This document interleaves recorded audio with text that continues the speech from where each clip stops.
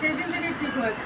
টিস্যুটা ছুঁয়ে দিয়েছিলাম। হ্যাঁ, টিস্যুটা বাবা আসেনি, আপনি করেছিলেন, আঙুল দিয়ে ছেড়ে দিয়েছিলাম। আর কি উপকার পেয়েছো মা? মা, আমি একটা কেসে হঠাৎ করে ফেসে গেছিলাম, যেটা আমি জীবনে কোনোদিন কল্পনা করিনি। আমাকে বাড়ির থেকে পুলিশ অ্যারেস্ট করে তুলে নিয়ে গেল। আমি অন ডিউটিতে ছিলাম, আমি রেলে চাকরি করি।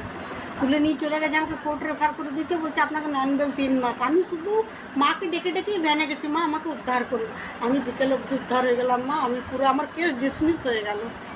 মা আছে? আর একটা দয়া নিয়ে এসছি মা, আমার একটা ছেলের একটা কৃপা করে দিন মা। যতদিন বেঁচে থাকবো মায়ের কাছে আসবো, যতদিন। বলো মা, তুমি কি উপকার পেয়েছো বলো মা? আমি দেখছি আপনি পরিচয় ছড়াচ্ছেন।